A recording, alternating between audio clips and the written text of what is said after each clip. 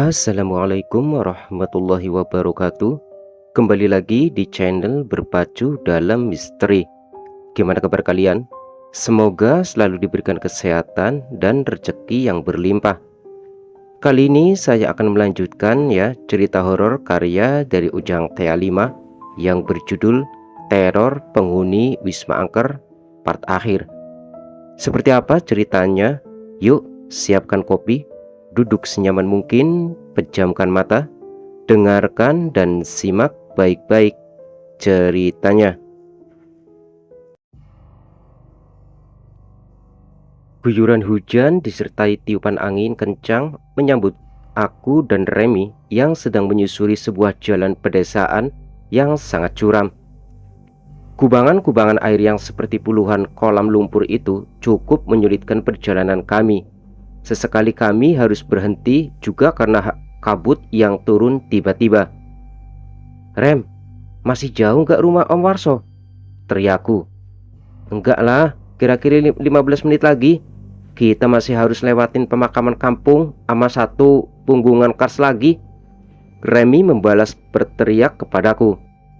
Sesekali mulutnya tidak sengaja menelan butiran air hujan. "Gila nih, aku nggak percaya sama 15 menit. Ukuran orang sini yang super-super," protesku. "Hahaha, selamat datang di Kampung Kunin, jauh dari peradaban, letaknya di pelosok Wonosari. 15 menit itu berlaku cuma buatku sama orang-orang kampung sini yang udah terbiasa." Tenang aja, aku hafal jalan kok. Gak masalah deh, yang penting kalau bisa sampai di rumah Om Warso sebelum petang," Remy melanjutkan. "Tenang aja, aku bawa headlamp 2 buah kok, Rem. Seandainya kita gak telat sampai petang masih di jalan, safety prosedur lah. Lagian warna jas hujan kita mencolok kok. Kita ndak bakal kehilangan jejak satu sama lain," ujarku. "Yang aku takutin bukan masalah persiapan kita, Nin," Remy berbicara sambil sesekali melihat kejauhan. "Terus apa?" tanyaku. Remy terus berjalan ke depan menyusuri jalan setapak di bawah pepohonan bambu tanpa menjawab pertanyaanku. Dengan setengah berlari, aku mengikutinya karena tidak ingin tersesat di tempat ini. Di tempat lain, puluhan kilometer dari tempat aku dan Remy berada, dari rumah Caca terus mencoba menghubungiku lewat HP.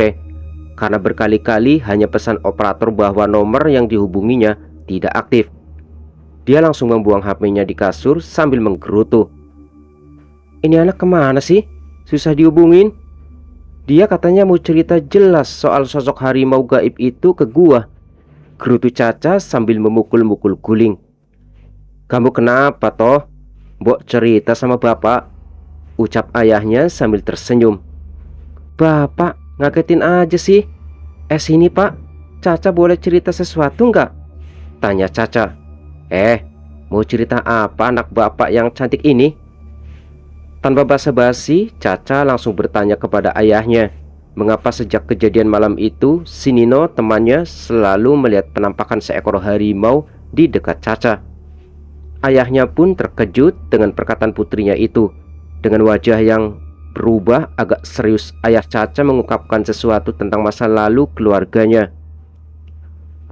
"Dulu Ca, waktu bapak masih muda, kakekmu itu suka melakukan sesembahan kepada leluhur kita, yaitu para penjaga tanah Pajajaran.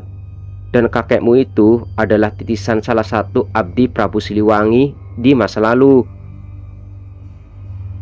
Karakteristik ilmu dan penjaga dari para abdi Prabu Siliwangi sendiri adalah memiliki pendamping berwujud harimau atau disebut maung di tanah Pasundan. Sedangkan Prabu Siliwangi sendiri mempunyai kekuatan pendamping berwujud harimau putih. Itu kisah yang selalu diceritakan kakekmu kepada ayah, Cak." Caca sampai terheran-heran mendengarkan penjelasan panjang lebar dari ayahnya soal ini, karena ayahnya tidak pernah menceritakan hal-hal seperti ini sebelumnya. "Tetapi dulu bapak pernah bersitegang dengan kakekmu, Ca. Bapak menentang ritual-ritual yang dilakukan kakekmu karena tidak sesuai dengan ajaran agama kita. Tetapi kakekmu pernah berpesan Jika nanti suatu ketika anak cucunya didatangi sosok goib berwujud harimau, jangan takut, karena dia hanya menjaga dan ingin bertemu keluarganya. Serius, Pak? Ujar Caca sambil gemetar. Udah, gak usah takut. Terus si Neno di mana sekarang? Tahu, jawab Caca ketus. Om Warso. Remi mengetuk pintu rumah Om Warso berkali-kali, tetapi tidak ada jawaban. Lah, mana Om Warso, Rem? Tanyaku. Gak tahu nih. Remi terlihat cemas. Rumah Om Warso terlihat sederhana. Terdapat kursi bambu panjang untuk bersantai di teras rumah. Cahaya lampu yang berasal dari dalam rumah menembus celah-celah jendela kayu rumah. Rumah ini terletak paling ujung dari rumah-rumah yang lain, dibatasi oleh kebun yang cukup luas. Sangat gelap di malam hari karena tidak diberi penerangan. Mungkin karena hujan deras dan angin, kami tidak melihat aktivitas para penduduk sama sekali. Bunyi pintu rumah dibuka. Munculnya sosok Om Warso yang kami tunggu-tunggu membuat kami semua lega. Kemana aja sih Om? Kirain lagi enggak di rumah, tanya Remi kesal. Maaf, Om tadi lagi nyiapin sesuatu di dalam. Oh, ini si Nino ya? Yuk semua masuk. Om udah siapin makanan sama baju ganti buat kalian, ujar Om Warso ramah. Makasih Om, ucapku. Sini Nin, cepat masuk. Kalian semua dari tadi sudah diikuti sama sesuatu. Cepat. Wajah Om Warso berubah panik. Hah? Apa Om? Ujarku cemas. Udah, nanti aja bahasnya. Masuk ke dalam dulu. Di dalam aman, perintah Om Warso. Tanpa bertanya lagi, kami segera masuk rumah Om Warso. Tiba-tiba Om Warso menyentuh dadaku. Nino, gerbang jiwanya sudah tercemar ini. Hah? Apaan itu Om? Apa meneh tobatinku? Ini serius, Om Warso ngomong gitu waktu itu dan aneh gak paham. Mau ketawa tapi kok suasananya gak pas. Suara bersin Remi memecah kesunyian, mengagetkan Om Warso yang sejak tadi mengamati keadaan di luar rumah di bilik jendelanya. Wedan, ngagetin aja, ucap Om Warso. Maafin Om, kehujanan kita tadi waktu di jalan. Lagian ngapain sih Om lihat halaman luar serius? Tanya Remi. Di luar banyak makhluk halus yang sangat tidak bersahabat. Sampai sekarang kita aman karena pagar goib yang Om pasang tadi sore di sekitar rumah. Wajah Om Warso terlihat tenang tapi agak mengkhawatirkan sesuatu. Wah, serius Om? Apa itu berhubungan sama sesuatu yang mengikutiku Om? Aku bertanya cemas. Ya, berhubungan, tapi secara tidak langsung Sinin. Mereka yang ada di luar itu tergantung oleh sisa aura hitam yang masih menempel di tubuhmu. Aura itu berasal dari makhluk hitam yang mengikutimu dari lereng Merapi. Dan mereka yang ada di luar sekarang sangat tidak menyukai kehadiranmu. Om Warso menjelaskan dengan singkat situasi yang sedang kami hadapi. Terus, hubungan antara sisa aura makhluk lereng Merapi itu dengan mereka yang di luar apa Om? Tanyaku penasaran. Sampai sejauh ini Om belum tahu Nin. Saatnya kita coba mencari tahu. Om Warso memberikan kode kepada kami untuk segera masuk ke sebuah kamar yang sudah ia persiapkan.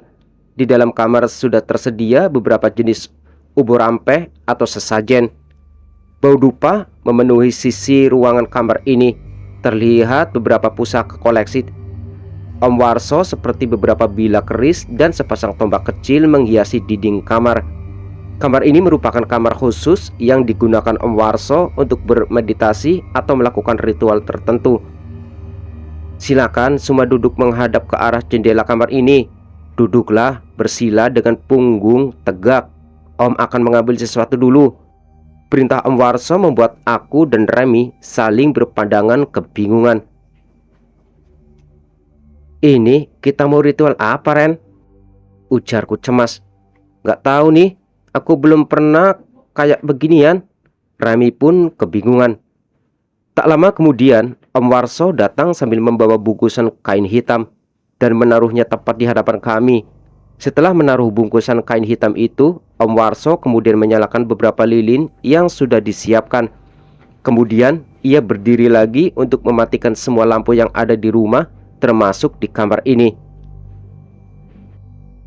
"Semua sudah siap. Om akan mulai ritualnya dan mulai pejamkan mata kalian. Apapun yang terjadi, jangan sampai ada yang membuka sampai Om perintahkan." Siap Om," ujar Remi terbatat cemas dan aku hanya mengangguk. Suasana waktu itu terasa sangat ganjil. Ketika aku mulai memejamkan mata, hembusan udara dingin menerpa punggungku. Keheningan mutlak seperti memenuhi ruangan kamar ini. Suara Om Warso yang barusan terdengar merapalkan bacaan-bacaan aneh tiba-tiba saja seperti menghilang di telan kesunyian. Tiba-tiba terdengar suara pintu yang dibanting disertai ringkikan panjang suara kuda. Perasaan takut mulai mencekikku, tetapi tidak ada yang bisa kulakukan sekarang. Tubuhku terasa membeku. Beberapa saat kemudian, aku mencium bau menyengat seperti sesuatu yang terbakar. Suara teriakan mengerikan tiba-tiba muncul entah dari mana. Suara itu mirip teriakan seorang wanita yang sedang kesakitan. Spontan saja aku bergerak sedikit karena kaget. Jantungku berdegup kencang. Dengan sedikit berbisik, diriku memanggil Om Warso dan Remi, namun tidak ada jawaban sama sekali dari mereka. Diriku seperti sendirian di sini, dan samar-samar ku dengar suara langkah kaki yang semakin mendekat ke arahku. Suara langkah yang berat itu terdengar semakin mendekat. Keringat dingin ketakutan mengucur deras dari tubuhku. Suasana yang hening terusik dengan suara yang menyerupai geraman binatang buas. Sesekali ku panggil Remi dan Om Warso, tetapi tetap saja tidak ada sahutan. Dalam ketakutan itu, aku tetap menutup mataku rapat-rapat. "Rem, Om Warso," panggilku. Suara keras dan menggelegar tiba-tiba mengagetkanku. Sontak saja tubuhku bergeser sedikit dari posisi duduk silaku. Suara teriakan wanita terdengar lagi dan kali ini lebih keras. Karena tidak tahan dengan semua ini, aku langsung membuka mata. Tidak ada Om Warso atau Remi, yang ada hanya kegelapan. Tidak juga dengan ruangan kamar Om Warso, tempat kami mengadakan ritual, yang ada hanya tanah basah berdaun kering yang dingin. Aku hampir tidak percaya dengan apa yang aku lihat. Aku berada di suatu tempat seperti pinggiran hutan. Cahaya biru redup yang aneh menerangi sebagian tempat ini. Terlihat beberapa pohon menjulang tinggi di hadapanku. Sepertinya aku telah terbawa ke suatu tempat yang sama sekali tidak diketahui keberadaannya. Belum hilang rasa heranku, tiba-tiba aku dikejutkan suatu benda yang terjatuh tepat di depanku. Sesuatu yang berbentuk seperti buah jambu batu yang besar jatuh menggelinding di hadapanku. Setelah kuamati, bentuknya persis seperti kepala manusia, memiliki wajah, hidung, dan sepasang mata, tetapi memiliki tangkai di atas ujung pangkal kepalanya. Dengan tatapan ngeri, aku mundur menjauh seketika saat sepasang mata dari benda itu tiba-tiba bergerak dan mulutnya terbuka menganga, mengeluarkan bunyi seperti orang yang terserang asma. Dan baru kusadari buah mirip kepala ini tidak hanya satu seperti yang barusan jatuh di depanku. Buah-buah aneh menjijikan ini juga ternyata berserakan di sekitarku. Aku berteriak. Keringat dingin mengucur deras dan degup jantungku semakin kencang melihat pemandangan tersebut. Tiba-tiba seperti ada kekuatan besar yang mencengkram lengan tanganku kananku dan menarikku sampai jatuh ke tanah. Rasa sakit yang kurasakan pada lenganku seperti terbakar api yang sangat panas, tapi tidak bisa kulihat satu percik kobaran api sama sekali pada lengan tanganku. "Berikan, manusia lemah, tidak pantas memilikinya." Suara lantang dan terdengar menggelegar seperti getaran bumi itu membuatku kaget setengah mati. Dari kegelapan pepohonan itu muncul sosok yang pernah kulihat dalam mimpiku di kontrakan waktu itu. Makhluk berkepala kuda ini muncul lagi di hadapanku, bertubuh manusia, hitam legam sampai ujung kakinya. Tubuhnya tegap dan terlihat sangat mengintimidasi. Tatapan matanya sangat berwarna merah terlihat tajam. Surai di kepalanya terlihat memanjang menutupi sebagian leher dan pundaknya.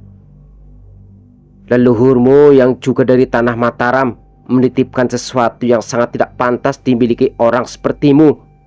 Sambil sesekali menggeram, makhluk itu berbicara kepadaku soal sesuatu yang tidak aku mengerti.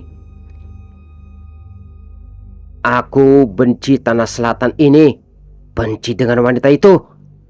Dengan nada yang meninggi, makhluk ini mengangkat tangan kanannya. Di situ aku bisa melihat keempat jari tangannya, sesuatu yang tidak asing lagi bagiku.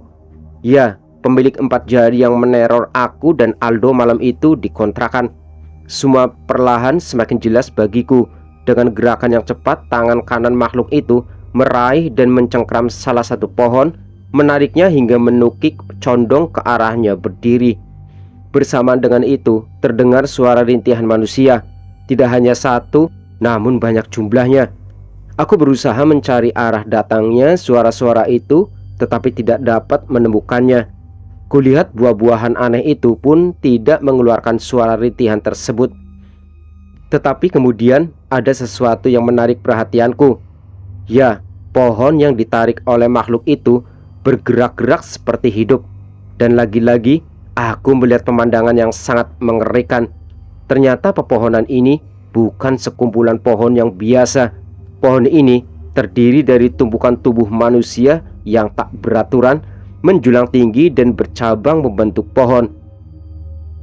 Manusia tidak akan pernah lepas meminta kepada kami dan terus melupakan Sang Agung. Suaranya terdengar agak lebih tenang daripada sebelumnya. Dengan gerakan perlahan, makhluk itu melepaskan cengkramannya dari pohon para manusia tersebut. Setiap jiwa yang mengkhianati perjanjianku akan berakhir di sini, di jagatku. Dengan tatapan tajamnya, makhluk itu kembali melihat ke arahku. Sedikit banyak aku mulai mengerti bahwa manusia-manusia tadi adalah korban yang tersesat meminta pertolongan kepadanya, mengharap sesuatu selain kepadanya.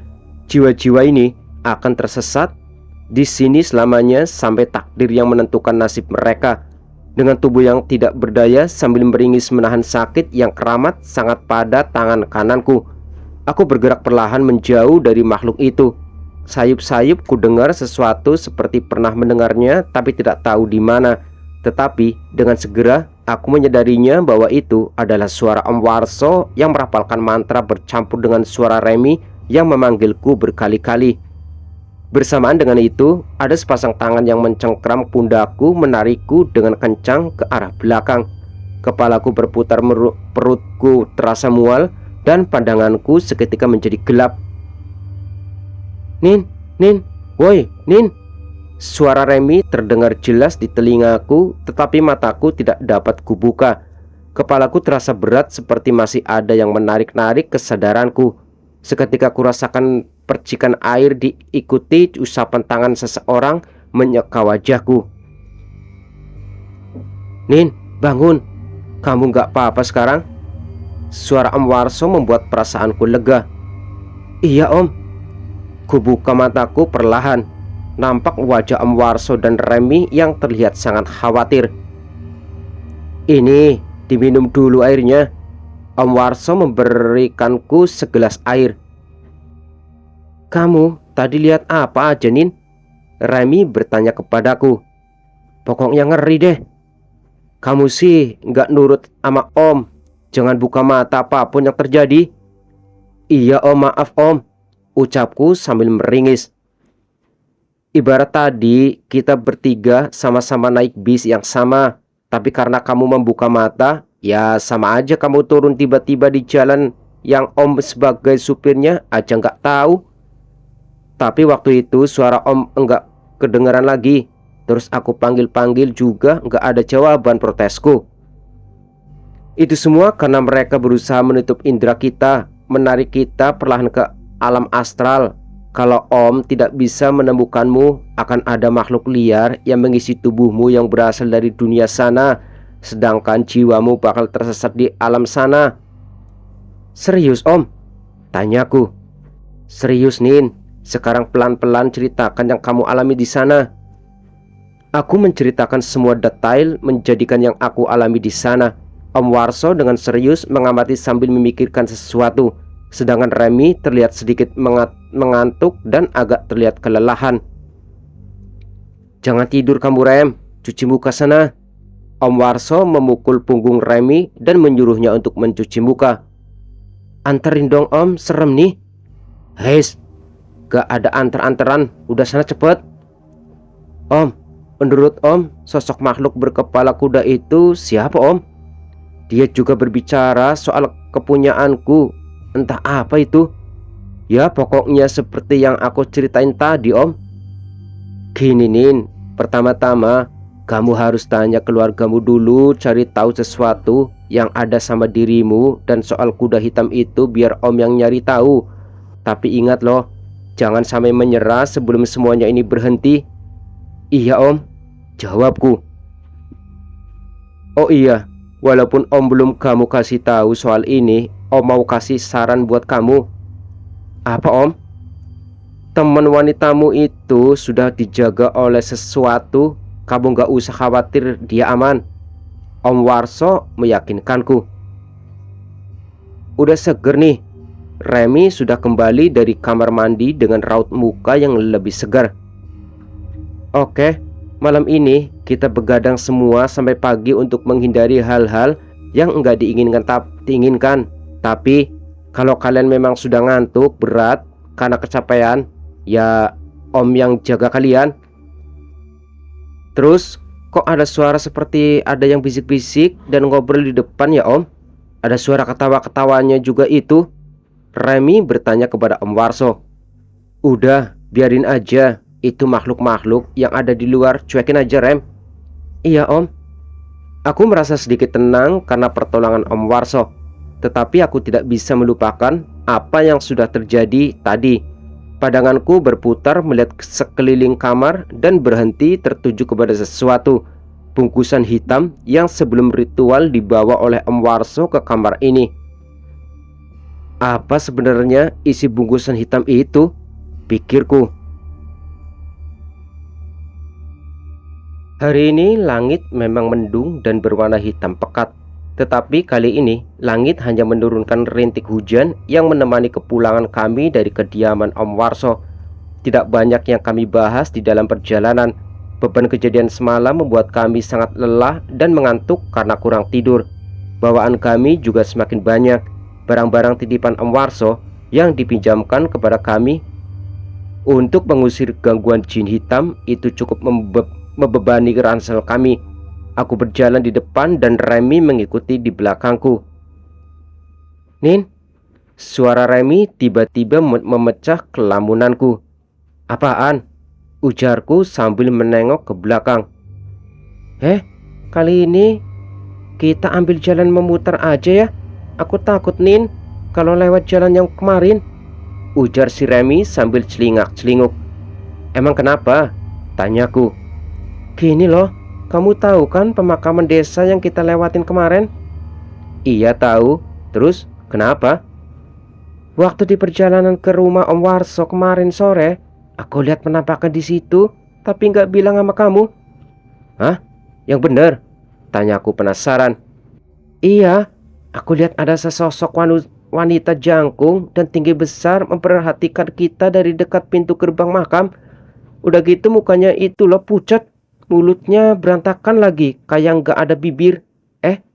Terus tangannya ketuk-ketuk gitu kayak patah tulang. Aku nggak mau kalau nanti lihat penampakan kayak gitu lagi di sana. Raut muka Remy terlihat sangat ketakutan. Waduh, terus lewat mana dong ini? Gini aja, aku tahu jalur teraman tapi agak memutar sedikit sih.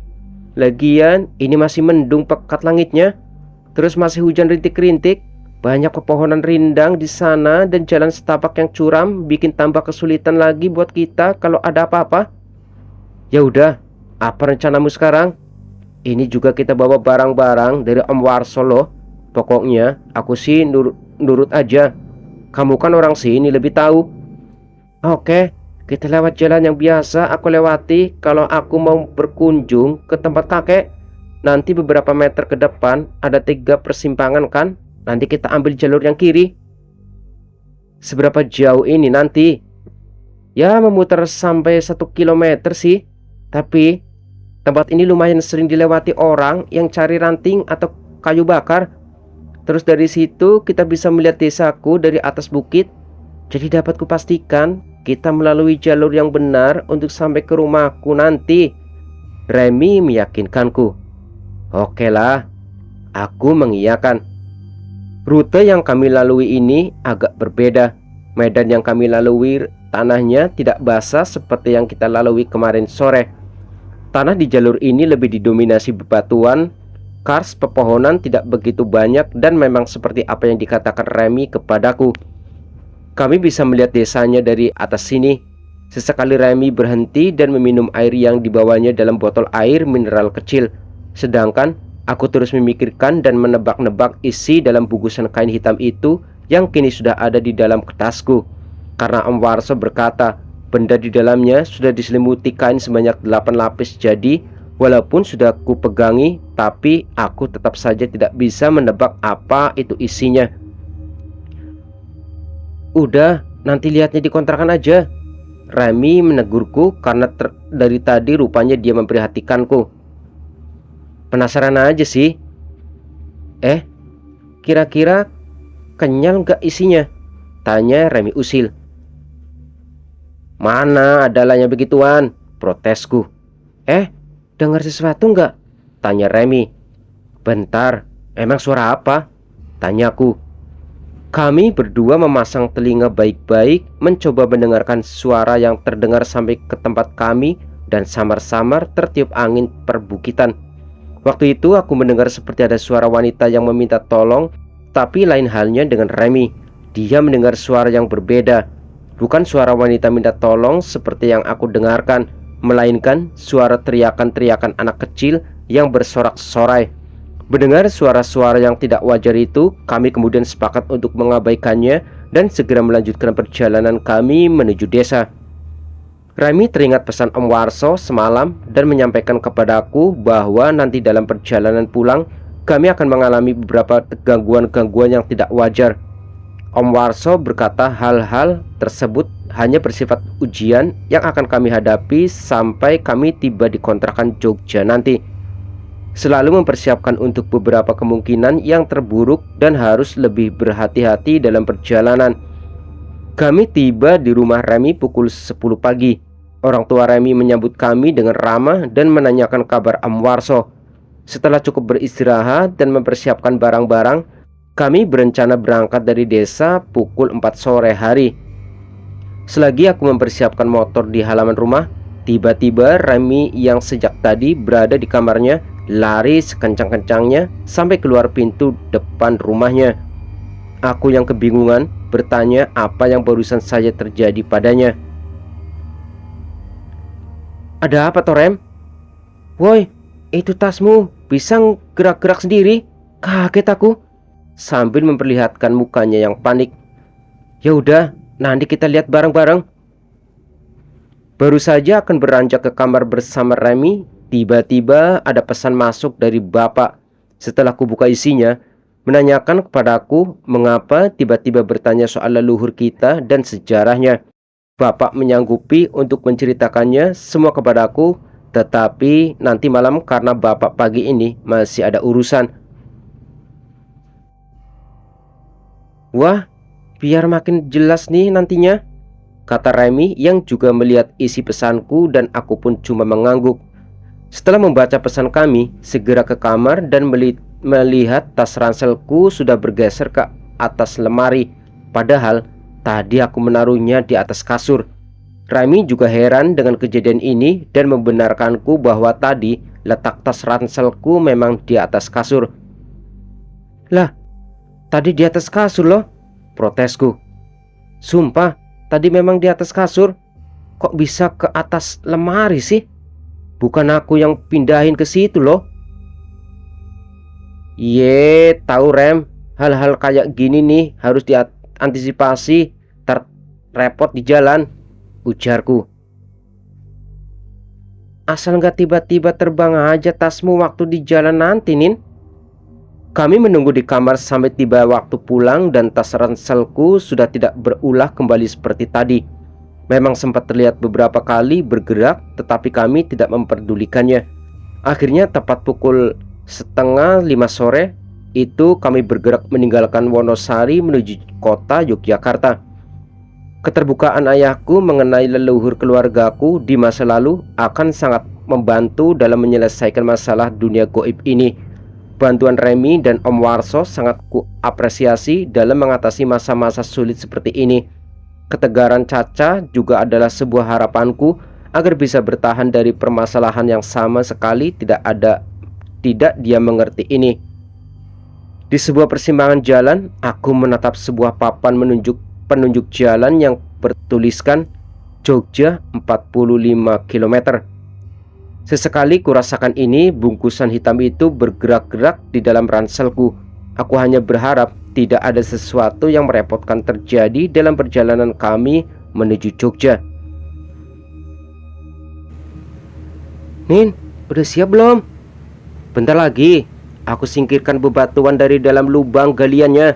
Kamu awasin sekitar dulu aja deh. Aku setengah kerepotan karena headlampku sedikit merosot menutupi sebagian wajahku karena aku lupa menyeting ulang strapnya. Cepetan dikit, keburu mampus ketahuan warga. Wajah Remi terlihat cemas sambil sesekali memeriksa keadaan sekitar. Hari itu, Senin di hari pukul 1:58, sekembalinya dari Wonosari, kami menjalankan ritual yang diminta oleh Om Warso, yaitu menanam isi bungkusan itu di halaman belakang rumah setelah tengah malam. Tidak ada satupun yang tampak mencurigakan malam itu. Hanya ada aku dan Remi yang sedang menggali sebuah lubang di tanah pekarangan belakang rumah kontrakan kami secara bergantian. Walaupun malam itu cukup sepi, tetapi kami harus waspada terhadap warga sekitar yang bisa menuduh kami berbuat macam-macam. Apalagi kami membawa sebuah benda yang isinya sama sekali tidak wajar, bisa menimbulkan fitnah dan berakibat fatal bagi kami yang tinggal di lingkaran kampung ini. Itu bungkusannya dibuka dulu, pesan Om Warso. Dikuburkan tanpa kain pembungkusnya, ujar Remi. Oke. Dengan gerakan cepat, aku membuka bungkusan hitam itu. Bungkusan hitam itu berlapis 3 dan ketika sampai di bungkusan paling terakhir, aku mencium aroma berbagai bunga yang cukup menyengat. Remi pun mendekat karena ingin tahu isi dalam bungkusan itu apa. Sebilah logam usang tajam bermata ganda dengan ukiran aksara Jawa kuno di kedua sisinya yang sudah kelihatan semakin memudar. Kira-kira panjangnya sekitar 12 cm. Menurutku, logam ini adalah sebilah mata tombak yang sepertinya digunakan hanya sebagai simbol pemujaan dan bukan untuk senjata. Loh, ini kan yang pernah diceritain Om Warso. Remi mendekat dan memintaku memberikan mata tombak itu untuk diperiksa. Memang ada cerita apa soal itu? Tanyaku. Waktu aku SD, Bapak pernah cerita nih, almarhum kakek sebelum meninggal pernah membicarakan mata tombak dengan ciri-ciri seperti ini nih. Kakek menemukannya waktu pertama kali membangun rumah.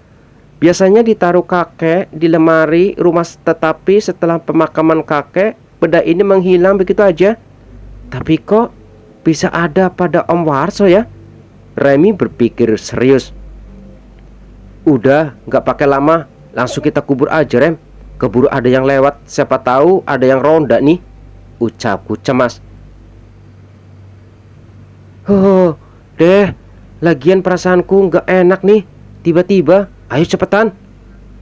Setelah mengubur benda itu, kami segera masuk ke dalam dan duduk-duduk di teras belakang dapur untuk sedikit menenangkan diri. Rami menyalakan sebatang rokok sambil sesekali jari jemari tangan kirinya memutar dan memainkan korek gas. Tidak sebanyak yang aku lakukan juga, hanya duduk dan memandangi langit malam itu yang ditutupi awan pekat, hanya berharap gangguan-gangguan itu akan segera berakhir setelah ini. Suara lemparan kerikil yang menghujam kaca jendela dapur tiba-tiba mengagetkan kami. Dengan gerakan yang cepat, kami berdiri untuk segera melihat apa yang terjadi. "Jangan dibuka, Rem."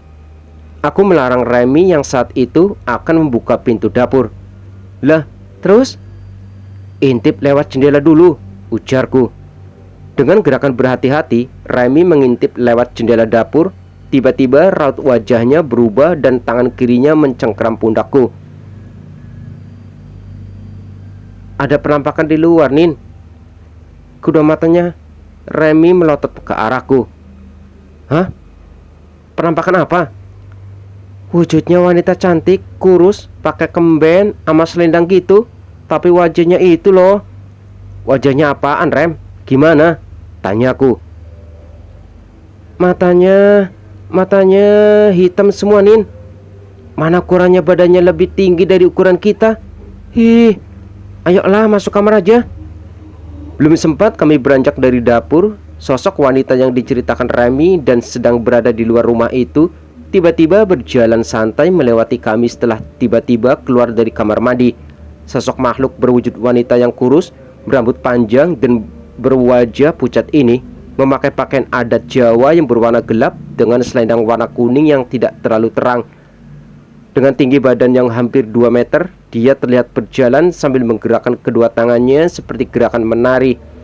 Tampak senyuman mengerikan wajahnya sambil menatap kami dengan kedua pasang matanya hitam kosong yang sama sekali tidak memiliki bola mata. Bau bebungaan yang sangat menyengat tiba-tiba memenuhi seisi dapur dan kemudian menghilang tiba-tiba seiring menghilangnya penampakan makhluk itu. "Kamu lihat itu kan, Nin?" Wajah Remy terlihat pucat. Iya," jawabku. Tanpa dikomando, kami berdua segera berlari ke kamar depan. Waktu itu si Aldo dan teman kami yang bernama Jody sudah tertidur pulas di kamar depan. Dengan cepat, Remy langsung menutup pintu kamar depan. "Apaan tadi itu? Apa itu penunggu barangnya Om Warso ya?" Remy bertanya kepadaku sambil sesekali melihat keluar jendela kamar depan yang terbuka tanpa gorden. "Gak tahu deh, gak tahu Rem, apaan itu? Atau berhubungan sama si sosok kuda hitam itu ya?" "Kalau menurutku sih itu penunggu barangnya Om Warso sih, Nin." "Bisa aja iya atau enggak juga, Rem. Aku enggak tahu, pusing mikirnya." Suara seperti balok kayu yang jatuh di atas atap mengagetkan kami. Tetapi Jody dan Aldo masih tertidur pulas seolah-olah tidak mendengar suara keras tersebut. Atau hanya diriku dan Remy yang bisa mendengarnya, kami pun belum tahu saat itu. Dengan sedikit frustasi, Remy agak sedikit meninggikan suaranya dan terdengar sedikit protes. Waktu saat itu menunjukkan pukul 2 di jam dinding kamar. "Please lah, apalagi lah ini," ujar Remy sambil setengah membentak. "Shh, Rem, dengerin tuh, suara apa itu?" Sayup-sayup terdengar suara wanita bernyanyi. Waktu itu terdengar seperti lagu Jawa lama, tapi kami sama sekali tidak mengerti artinya. Dengan kesedihan yang mendalam, waktu itu saya dan Remy memang sedikit merasakan sebuah perasaan kepedihan yang mendalam, entah dari mana asalnya. Nyanyian itu selain membuat bulu kuduk kami merinding, juga terdengar sangat menyayat hati. Tidak ada yang bisa kami lakukan selain harus bertahan tidak tidur sampai pagi. Kami takut kalau nanti terjadi hal-hal yang tidak kita inginkan ketika kita mencoba untuk tidur sekarang. Posisi berdiriku yang dekat dengan jendela membuatku ingin mengamati keadaan di halaman rumah kontrakan. Dan tiba-tiba di kejauhan dekat dengan pohon rambutan, kira-kira jaraknya 15 meter dari halaman kontrakan kami, kulihat sesosok yang tidak asing lagi bagiku. Ya, sosok makhluk berkepala kuda itu mengamati kami rupanya dari kejauhan. Dengan secepat kilat, aku langsung menunduk, menjauh dari jendela kamar dan mengambil posisi duduk. "Udah Rem, duduk aja dah. Aku udah nyerah nih. Ini mau gimana lagi?" ujarku putus asa. "Ya udah deh, rokok dulu aja aku, Nin, sambil kita nunggu ke pagi." Remy juga terlihat agak tenang dan menjagaku untuk tidak menghiraukan gangguan-gangguan ini sampai pagi. "Oh iya, bukannya kamu tadi mau nelpon ayahmu ya?" Remy mengingatku sambil menyalakan rokoknya. "Ah, iya, lupa aku Rem. Ini pagi harus nelpon nih." "Ya, cari tahu pokoknya nih, ini juga anak-anak lain gak peka sama yang gangguan kita-kita. Enak aja tidurnya," gerutu Remy. "Si Aldo mah udah tahu Rem. Nih si Jody yang belum tahu. Gila, ini anak kayak disirap aja deh tidurnya." Remy memukul pelan tangan ke wajah Jody, tapi Jody sama sekali tidak bergeming sedikit pun. "Menurutku sih kita tunggu aja beberapa hari ke depannya Rem. Solusi Om Warso memang terbukti membantu atau enggaknya kan enggak bisa disimpulkan sekarang. Lagian masih banyak yang perlu kita tanyakan ke Om Warso kan. Ya, benar-benar nanti siang aku hubungi Om Warso deh habis balik kerja di warung."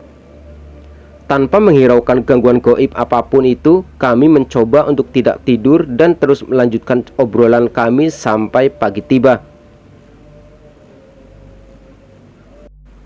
Tuh, aku duduk di sebuah minimarket sambil meneguk teh kemasan botol plastik rasa buah yang baru saja aku beli.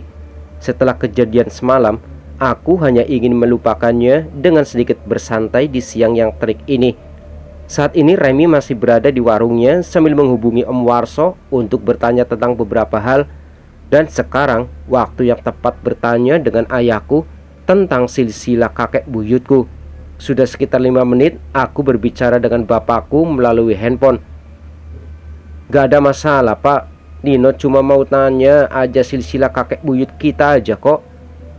"Kenapa kok tiba-tiba gitu nanyain? Enggak biasanya." Bapak menimpali. "Cuma pengen tahu aja sih Pak.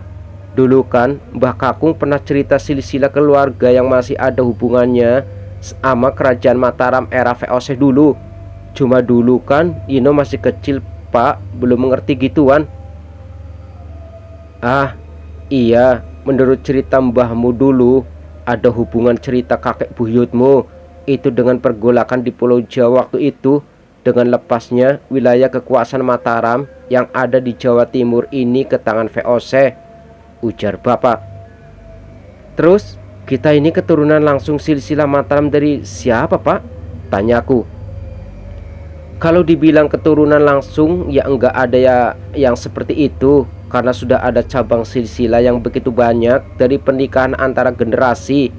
Tetapi kalau di sejarah keturunan di tanah Jawa ini, yang namanya keturunan langsung itu biasanya ada tanda-tanda dalam dirinya mewarisi kelebihan atau ilmu para pendahulu kita, Nin."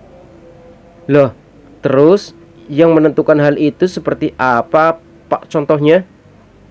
"Kamu ngerti kan di masa lampau orang-orang itu dituntut punya kesaktian yang mumpuni untuk bertahan hidup dan untuk dapat memiliki pengaruh di masyarakat pada waktu itu. Kadang ilmu yang didapat juga bukan hanya untuk kemampuan fisik dan mentalnya, tetapi secara spiritualnya juga harus ada. Simbol-simbol spiritual seperti ini biasanya didapat dari cara mereka melakukan pertapaan, perjanjian gaib, ataupun pengembaraan. Dan biasanya dari hal-hal seperti inilah ada sesuatu yang tidak terlihat tetapi memiliki kekuatan akan terwariskan kepada siapa saja di garis keturunannya nanti. Entah itu punya media berupa jin yang terikat perjanjian gaib, atau memang kekuatan yang diperoleh tanpa ada campur tangan perjanjian gaib." Gitu ya Pak. Aku mencoba memahami apa yang dijelaskan oleh Bapak. "Kakek buyutmu itu kalau dari penjelasan kakekmu namanya Ki Jati Sekilan, tetapi nama julukannya juga banyak dan juga nama aslinya Bapak nggak tahu. Tapi yang Bapak tahu kakek buyutmu itu termasuk orang-orang yang diselundupkan Mataram ke wilayah Jawa Timur ini pada saat itu untuk melawan VOC. Dan dia masih kerabat dari Gusti Bandara Karya di Panegara yang lebih dikenal dengan julukan Pangeran Diponegoro." "Oh iya, benar begitu kah Pak?" "Ya, seperti itu ceritanya. Makanya bapak tanya, kok tiba-tiba aja kamu tertarik nanya gituan? Biasanya kamu kan orangnya masa bodoh, nggak peduli hal kayak gini. Karena didesak terus, akhirnya aku jujur dengan bapak soal masalah yang kuhadapi saat ini, dan bapak mendengarkan penjelasanku dengan seksama. Kalau soal ini mah hubungannya agak lainin, nanti bapak cari tahu deh.